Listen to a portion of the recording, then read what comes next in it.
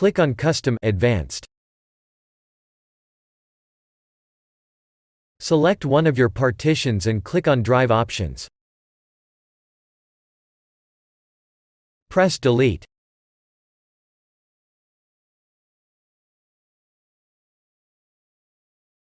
Press OK.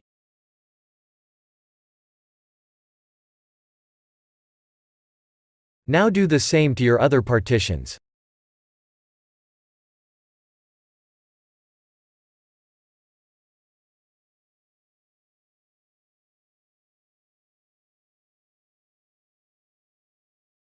Now select your disk and then press New.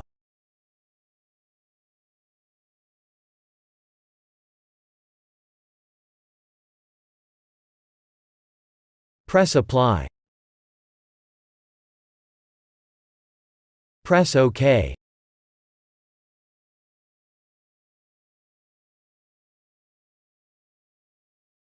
Select your primary partition and press Format. Press OK.